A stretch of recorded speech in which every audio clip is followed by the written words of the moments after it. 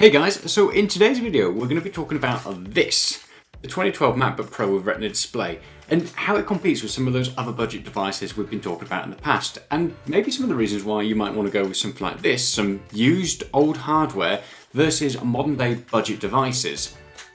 I'll be giving you my honest review and thoughts on it, on how it works and runs in 2020, and how it compares to other devices in the similar price category. So first up, the MacBook Pro 2012 is a gorgeous device. It was Apple's first MacBook Pro with Retina display, which basically means it was their first one with a higher resolution display. So this thing still looks pretty good today.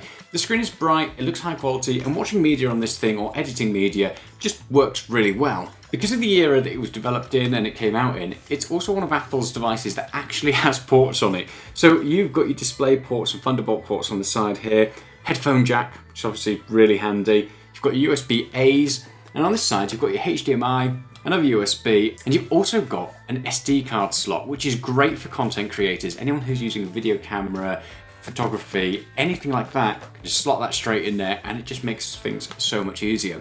Another thing that is on this device is the MagSafe charging, and this is the actual MagSafe, not this kind of cheap knockoff that we're getting on the new iPhone 12s. And I absolutely adore that port. It has saved my device and saved me from tripping over so many times in the past. The device itself feels good, even by modern standards, compared to so many other devices that I have used, that I've tried out. It feels solid. There's no flex on this thing. It just feels really good. The full metal finish, front, the top, the sides, all of it is just that sort of Apple standard of engineering. And even to this day, if I were to get this device, and especially for about £300 that you can pick these up for, I would be very happy with it. So just to put it into context, at the moment you can pick these things up secondhand on eBay for about £300, or if you're in the US, it's about $300 to $400, which isn't bad considering the spec of these things. This device in particular is running an i5 processor with 8GB of RAM, and to be honest, the performance holds up pretty well, and especially if you compare it to other devices in that £300 range. So as good as it looks and as good as it feels, where things really start to fall down is that screen and the huge bezels on the tops, the bottoms and the sides. They are definitely straight out of 2012. They're chunky, they're big, they're thick, and it just adds to the overall size of this device, which is a bit of a shame. Although in fairness, compared to a lot of the devices you can get in this price point, the bezels don't actually look that out of place. The other thing to consider as well when you're looking at something like this is how well the device is actually held up. The only way you're really going to get your hands on something like it is if you do get it second hand. And obviously I've taken pretty good care of mine, there's only a few nicks and bumps on it. But my battery on this thing has pretty much gone, and I'm constantly getting the service battery icon in the top whenever I check on it. So that's one thing to consider, is you're probably going to get a device that has a degraded battery and probably some minor damage on it as well. So just be sure to look out for that. Now, if you are feeling brave and you want to change the battery yourself, you can sort of pop the screws off the bottom here, pop that battery out and put a replacement in. And if that's something you'd like to see us do, I guess a tutorial on and actually dive into it ourselves, let us know in the comments. I haven't fiddled around with mine because I'm still getting about 2 to 3 hours of battery from this thing, which is really good since I got this in 2012, so it's held up well. So all of that aside, why would you consider something like this versus something like a budget iPad or a Lenovo Duet, or even something like the Surface Go? And in my opinion, there's quite a few reasons. First up, this thing runs a full desktop operating system, which I know you can get on something like the Surface Go, and you could argue that you can get it on the Duet as well. However, this does run a full desktop operating system, and it doesn't lag, it doesn't slow down. I'm still fortunate that this thing feels fresh. It still runs as good as the day I got it. And that's just one thing that I really like about macOS. It doesn't really get bogged down unless you really go to town on it and try to kill it. Now, because it's got that full desktop operating system, if you're somebody who's using this sort of thing for productivity, if you're going to be a creator and you're doing media editing, if you're uploading things to YouTube, if you're doing anything realistically that involves any kind of productivity, creation, content creation and all of that, that's when you want a more fully fledged desktop operating system versus something like the iPad. The iPad, the Lenovo and those types of devices that come in at that budget market, they do tend to be geared towards that media consumption market rather than creation, and that's where things start to fall apart. They can be multi-purpose, but you just struggle sometimes to use it. And in my opinion, having used the Lenovo Duet, having used the iPad, and having used those types of devices to attempt to do content creation, I just find them, I don't know, fiddly, whereas something like the MacBook just works nicely. Also, the performance of this is really surprisingly good. Like I said, it still feels snappy today, and I'd kind of expect that just because that's the top line OS, and it's just what you see on a day-to-day basis. So I decided to go a little bit mad and remind myself what it was like to actually edit video on this thing. So I loaded up some of the 4K footage that we tend to use for editing our YouTube videos, and actually, it worked remarkably well.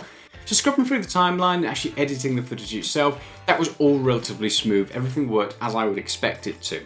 The thing that really slowed it down was when I actually had to export the finalized file, and wow, that thing, it takes 3 to 4 hours to export one of our videos from iMovie, and obviously that kind of shows its age, but the actual process itself was more than usable.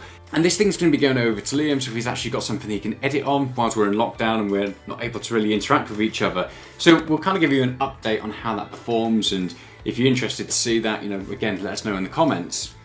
So in terms of that actual creation and productivity side of it, this thing blows it out of the water compared to some of those other budget machines that we've talked about in the past. If you're anybody who is creating content, writing, working on the go, using email, media consumption, it can do it all, and it does it all really, really well, even though it's a device from 2012. Some of the other things to consider as well when we are talking about something like this versus the competition. The iPad is literally just a screen, and granted it has its advantages in the fact you can use the Apple Pencil with it, and it's got that touch input and it's lighter.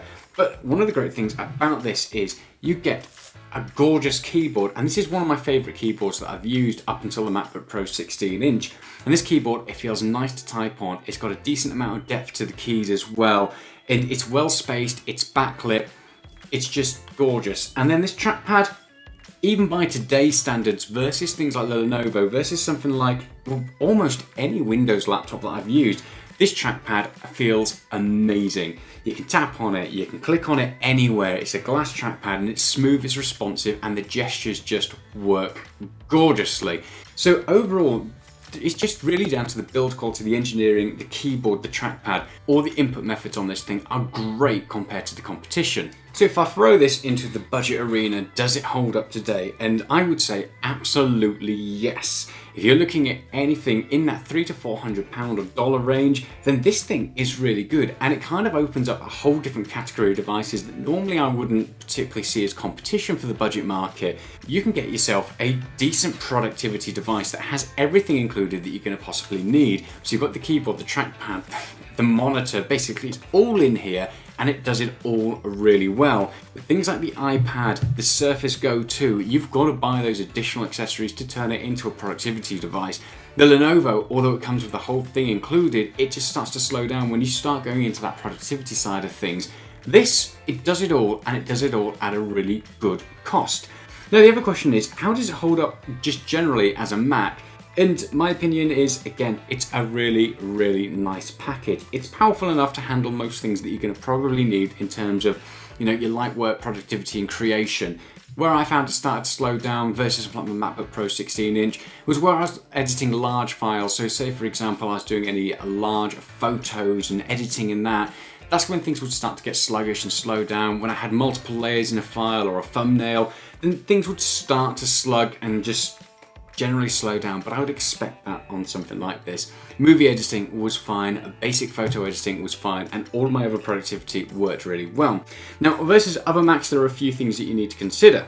And one of the first things up, can't use the Apple Watch to unlock it. It's just not supported in the 2012 models. So if you're somebody who is looking for that authentication, you're gonna have to type the password.